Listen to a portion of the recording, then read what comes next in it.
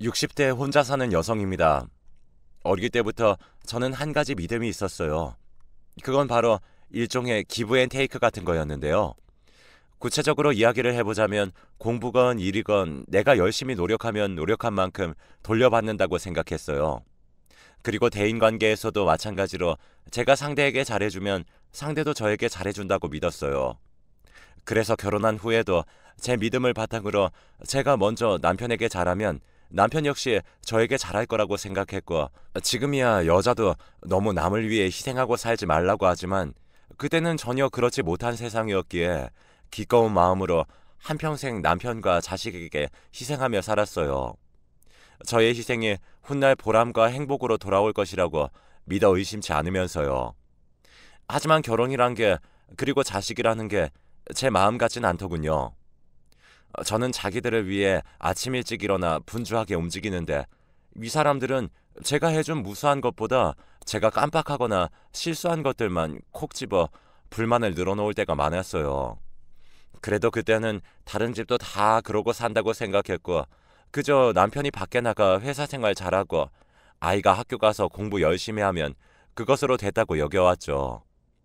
지금에서야 지난 시간들을 되돌아보면 저는 누가 그렇게 살라고 한 것도 아닌데 말이죠. 저는 신기할 정도로 뭐 하나 튀지 않는 평범한 사람이었는데요. 남들이 말하는 결혼 정년기에, 그것도 딱 좋다고 하는 4살 연상의 회사원 남편과 결혼을 했고, 1년 뒤 딸아이를 낳으면서 저는 다니던 직장을 그만두고 전업주부가 되었어요.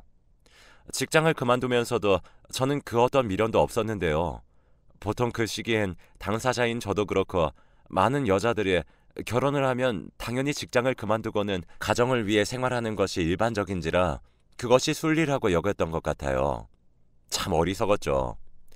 저는 제 인생이 어떤 TV 속 화려한 삶은 아닐지라도 안정적이고 평탄한 삶이라고 생각했고, 앞으로도 계속 그렇게 살 거라고 순진하게 믿었어요.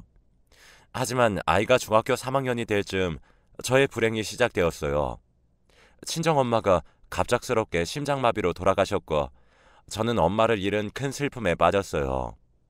그리고 그 슬픔을 치유하기도 전에 남편은 밖에서 바람을 피웠어요. 그 사실을 알았을 때는 참 어이가 없었어요. 아내는 슬픔에 빠져 있는데 남편이라는 작자는 밖에서 즐거움을 찾았다니. 평소 다정다감하지는 않지만 책임감 강한 사람이라 가정만은 끔찍히 여긴다고 믿었던 남편은 그 당시 외도를 통해 만난 여자에게 몸과 마음을 송두리째 뺏겨서는 제가 느낄 배신감과 충격 따위는 안중에 없고 전혀 다른 사람이 되어버렸어요.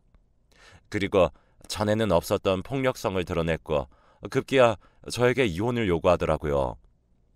지금 당신 바람핀 것도 모자라서 이혼을 하자는 거야? 그럼 우리 민정이는 어쩌라고? 제발 정신 좀 차려.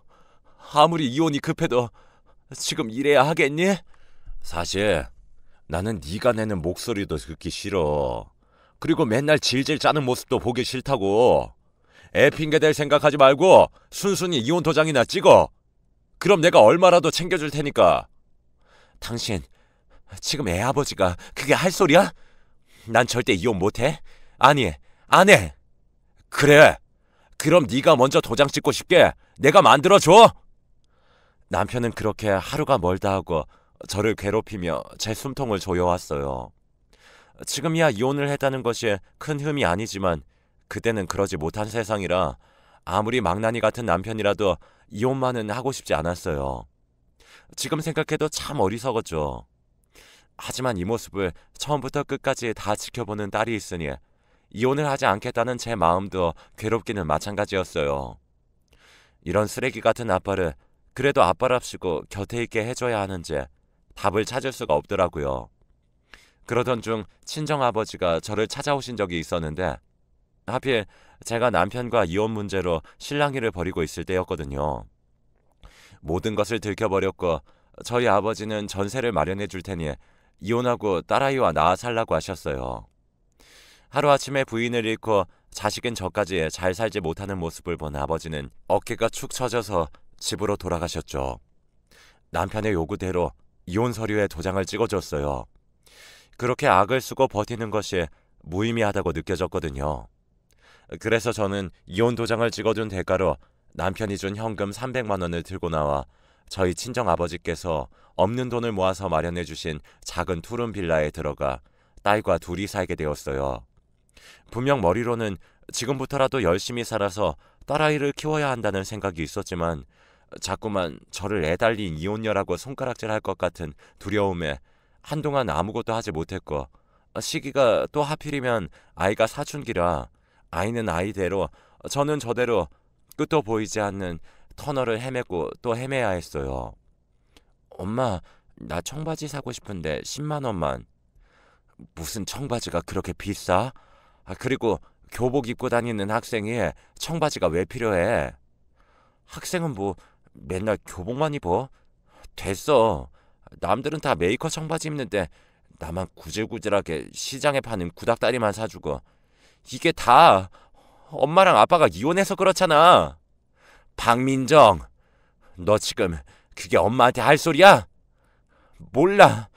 나는 그냥 다 짜증나. 엄마 아빠 문제로 왜 나까지 이렇게 피해를 봐야 해? 이럴 거면 차라리 낯을 말던가. 나 학교에서 가난하다고 따돌림 당하면 그건 다 엄마 때문이야. 철없는 딸이 지 분에 그냥 던진 말이라는 것을 알면서도 그 말에도 무너질 만큼 정신이 약했어요.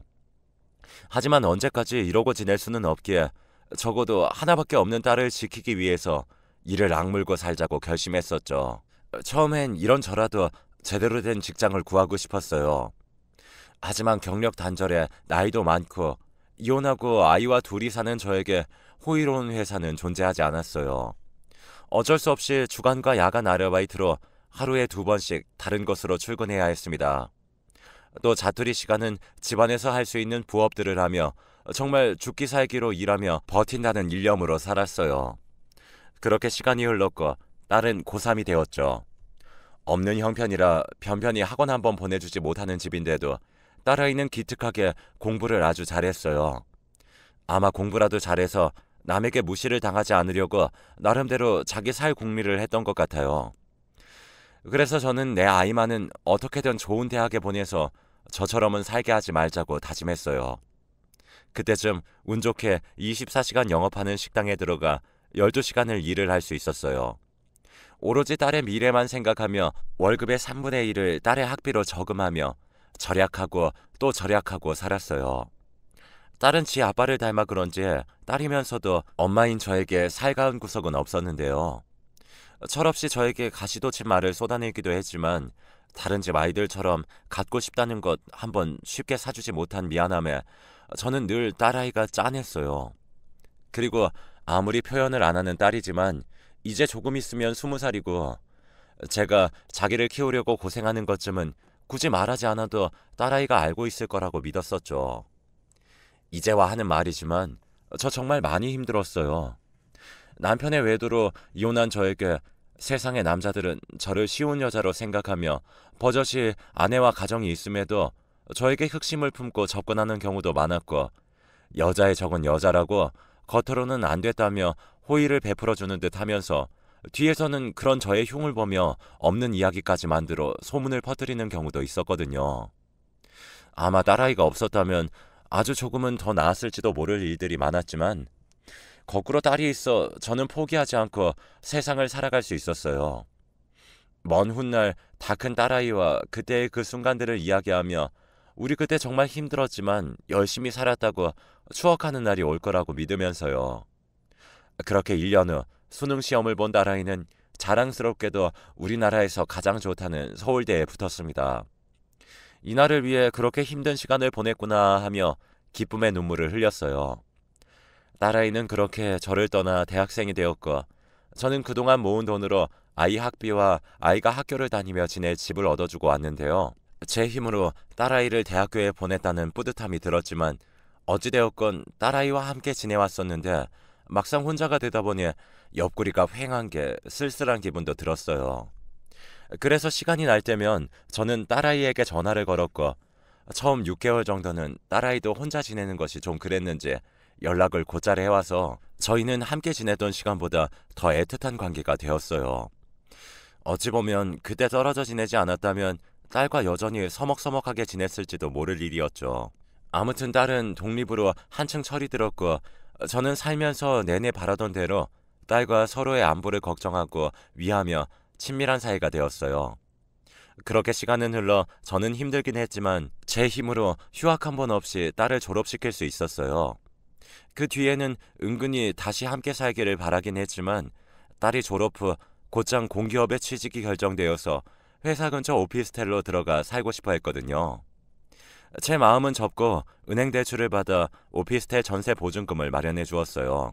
저는 고생하느라 볼품없는 중년이 되었지만 제 노력으로 지금까지 커온 딸은 엄마랑 딸을 떠나 같은 여자가 봐도 멋있는 커리어 우먼의 모습이었어요. 보기만 해도 뿌듯하고 어찌나 좋은지 밥을 먹지 않아도 배가 부르다는 표현이 이런 거구나 싶더라고요. 하지만 자식을 키운다는 건 끝이 없었어요. 대학을 무사히 졸업시켰지만 아직 딸의 혼사가 남아있으니까요. 또다시 딸의 결혼을 위해 돈을 저금하는 생활을 시작했어요. 주변에서는 딸이 알아서 다 할 텐데 뭘 그렇게 없이 살면서 다 해주려고 고생하냐고 말하는 사람도 있었죠. 아무리 없이 살아도 딸이 결혼하는데 엄마가 되어서 도움은 많이 못 줘도 사위와 시댁에 흠잡히는 일은 없게 해주고 싶더라고요. 그때까지는 저는 여전히 제가 그렇게 고생하면 딸이 잘 되고 행복해져서 덩달아 저도 행복해질 거라 믿었어요. 그 믿음이 오늘의 저를 지금까지 살게 했으며 앞으로 살게 하는 힘이었죠. 그런데요, 저의 그간의 생각과 다르게 혼자 살며 연애를 시작한 딸은 어떤 이유에서인지 점점 저를 귀찮아하는 게 느껴졌어요. 처음엔 아무리 엄마라지만 당연히 서운했죠. 하지만 한편으로는 이제 어엿한 사회인으로 자리 잡고 연애도 하는데 당연히 저보다는 자신의 생활이 먼저이지 않을까 이해하려고 했죠. 언젠가는 더 철이 들어 다시금 엄마인 저에게 곁을 주기를 기다리기로 했어요. 그러다 딸의 27번째 생일이 되었어요. 그날엔 연락할 명분도 있어 신이 나서 딸에게 전화를 걸었는데요. 민정아, 다음 주엔 네 생일이잖니. 집에 올 거지? 엄마, 나 민우 씨랑 이미 생일 보내기로 했어. 신경 쓰지 않아도 돼. 에이, 그래도 어떻게 엄마가 딸 생일인데 신경을 안 써? 그럼 미리라도 한번 집에 와. 엄마가 미역국이랑 너 좋아하는 소고기 구워줄게. 됐어. 맨날 돈 없다고 하면서. 그리고 나 요즘 너무 바빠서 주말도 못 쉬어. 그러니까 엄마는 그냥 아무 날 아니라고 생각하고 괜한 돈 쓰지 마요. 딸은 제가 신경 쓰지 않아도 된다고 말하고 싶었는지도 몰라요. 하지만 그 말을 듣는 제 입장은 참 서운하기만 하더라고요.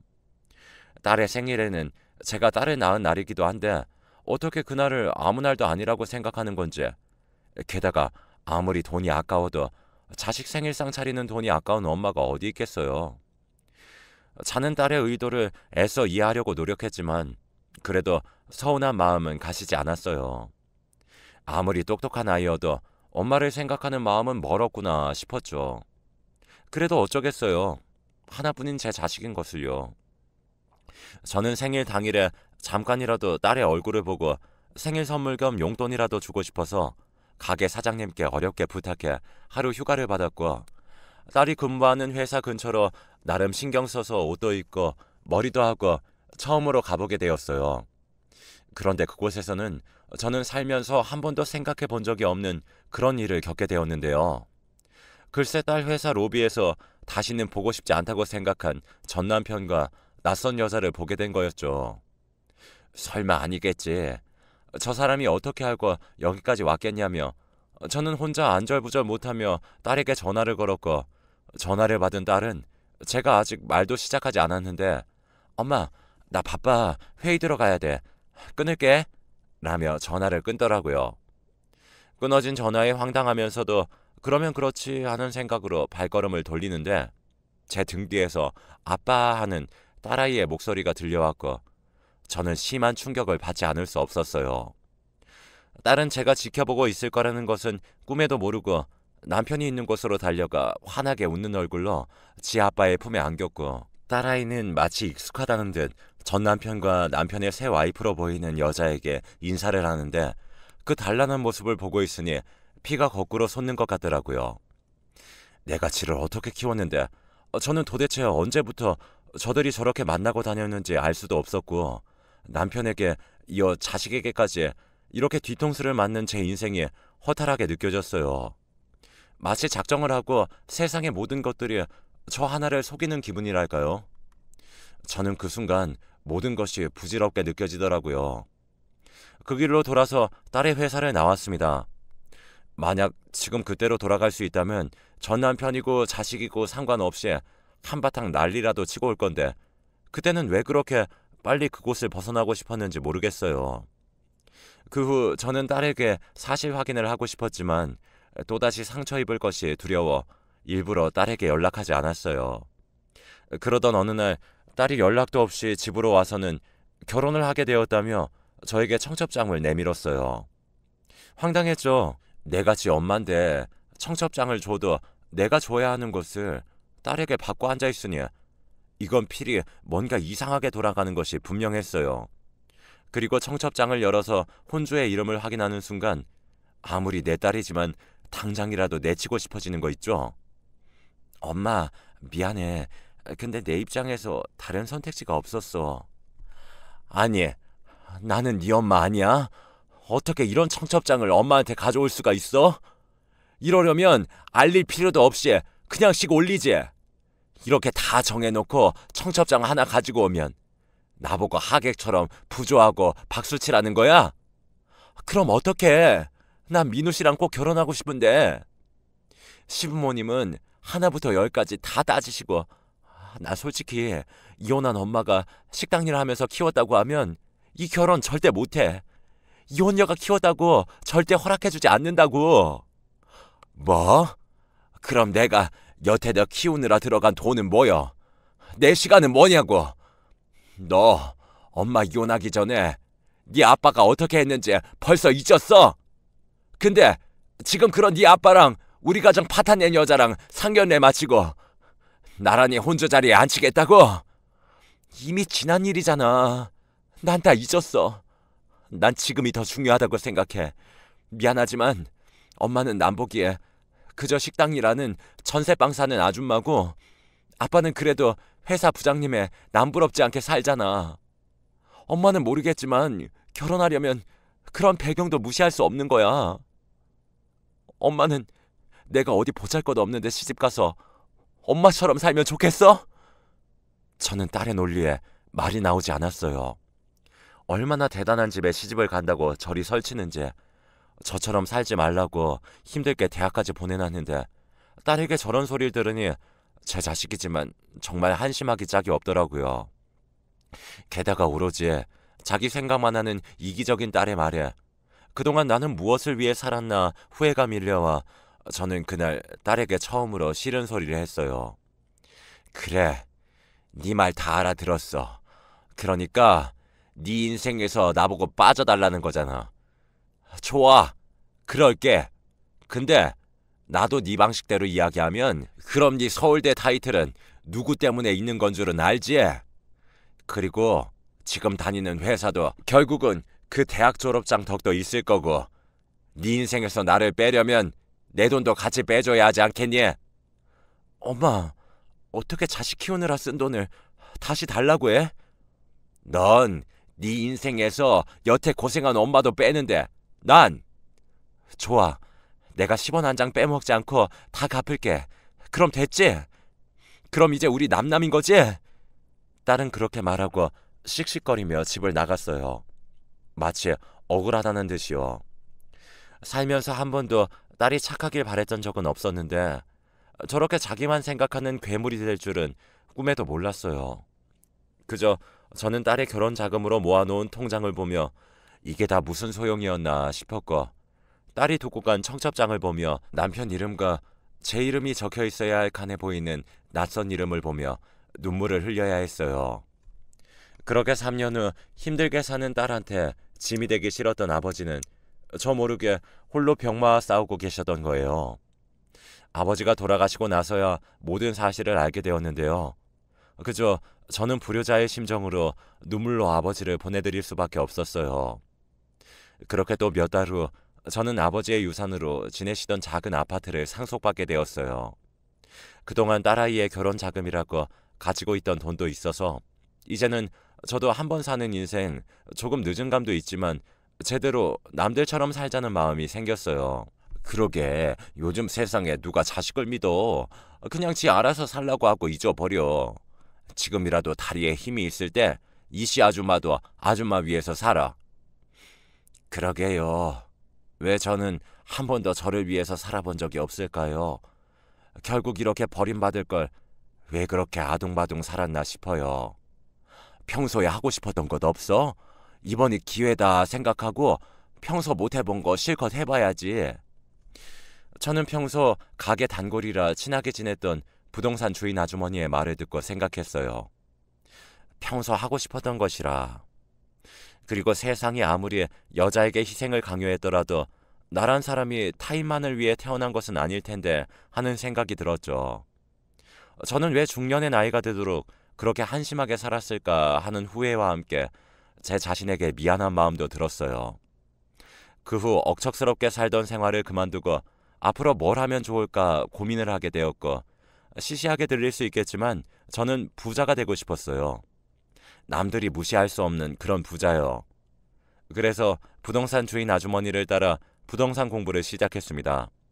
그러던 중에 경매 쪽의 매력을 느껴서 아버지가 물려준 아파트를 처분한 돈과 딸 결혼 자금으로 모아놓은 돈도 있겠다.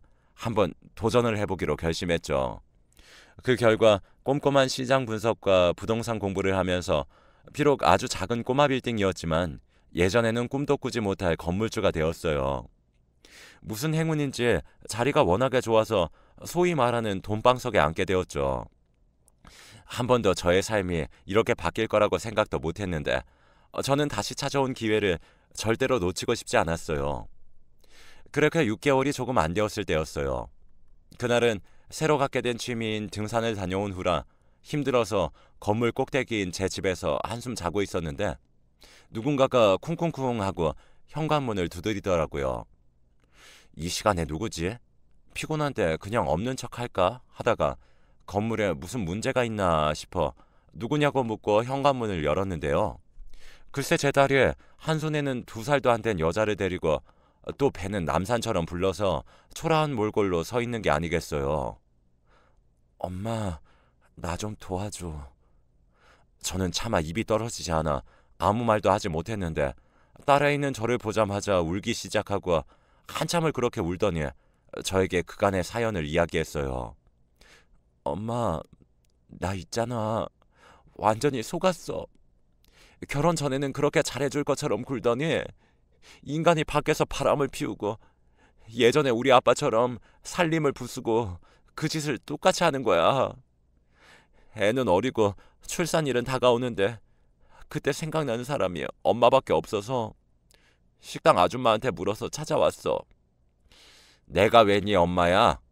네 엄마는 따로 있잖아. 설마 아직까지도 그 일을 마음에 담아두는 거야? 지금 내가 이런데도?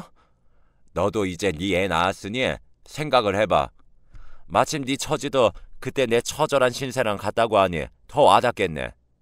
나중에 네 딸이 결혼한다고 하고 너보고 지 인생에서 빠지라고 하고 네 남편이랑 바람핀 그 여자랑 알콩달콩 한가족 놀이 한다고 하면 네 속은 어떻겠니? 엄마, 지금 딸한테 악담하는 거야? 악담은 네가 나한테 그랬는데 넌 그런 일 안 당한다고 보장할 수 있어? 좋아. 엄마 화난 거 난 다 이해해. 근데 지금은 아니다. 일단 엄마 딸부터 좀 살려주고 그런 소리 해도 되잖아. 식당 아줌마가 그러더라. 엄마가 내 결혼 자금이랑 외할아버지가 주신 유산으로 완전 로또 맞았다고. 그럼 그 돈 사실은 내 몫도 있는 거잖아. 돈에 이름이 있니? 한때는 네 학비로 돈을 모았고 그냥 또 한때는 네 결혼 자금으로 돈을 모았을 뿐이야. 지 인생에서 빠지라는데 그런 자식한테 도움까지 줘야겠어? 그래도 난 모질게 말만 그렇게 했지. 그동안 너한테 들어간 돈도 도로 받지 않았잖아. 정말 돈 앞에 부모 자식도 소용없네. 이젠 돈 있으니까 딸 같은 건 필요 없다는 거지? 근데 엄마가 아무리 그래도 나는 엄마 딸이야. 엄마가 가진 재산 나한테도 권리 있다고. 내가 한때는 네가 참 똑똑해서 자랑스러웠던 적이 있었어. 그리고 네가 서울대 갔을 때 솔직히 내 공이 컸다고 생각했다. 근데 지금 보니 그런 건 다 소용이 없구나. 넌 사람이 덜 됐잖아. 내가 너무 사는데 급해서 널 가르치지 못했다. 인간으로 키워야 했는데 널 너밖에 모르는 이기적인 괴물로 키웠어. 난 너한테 한 푼도 주지 않을 거니까 네 남편한테 돌아가든 네 잘난 아빠한테 돌아가던가 해. 진짜 너무하네. 엄마가 자식을 버리는데 남이 나를 거두겠어? 아빠랑 사는 그 여자 진작에 아빠 재산 가지고 날랐어. 그리고 아빠도 그 여자 찾는다고 행방불명 됐다고. 엄마 나 버리면 나 이제 진짜 고아야.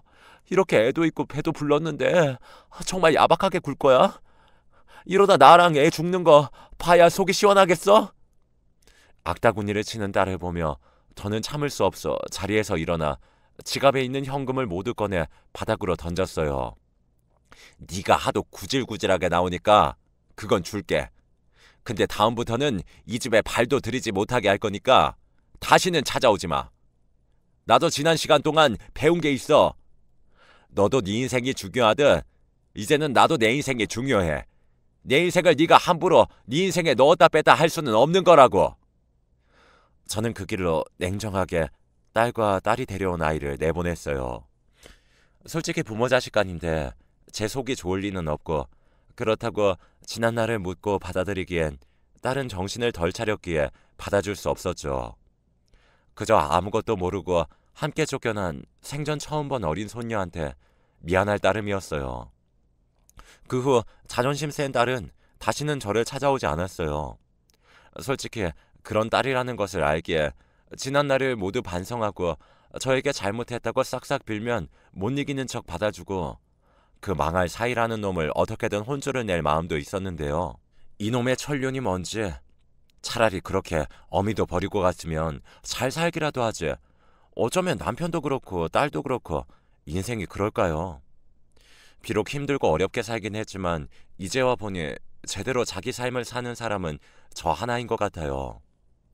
만약 누군가 예전에 저처럼 자신을 갈아 남을 위해 사는 사람이 있다면 이 말을 꼭 하고 싶네요. 아무리 단단한 관계일지라도 내 자신을 먼저 챙기라고요. 세상 사람들이 다 나를 배신해도 나는 내 자신을 배신하지 않으니까요. 결국 행복은 내가 남에게 어떻게 하느냐가 아니라 내가 나에게 어떻게 하느냐에 달려있다는 이 말을 사연을 통해 꼭 하고 싶었습니다. 비록 어쩐지 늘 반쪽짜리 행복이었지만 남은 인생은 그 반쪽을 채워가며 완전한 행복을 위해 살아보려고 합니다. 지금까지 저의 이야기 들어주셔서 감사해요. 오늘 하루도 무탈하고 즐거운 행복이 함께 하시길 바라겠습니다.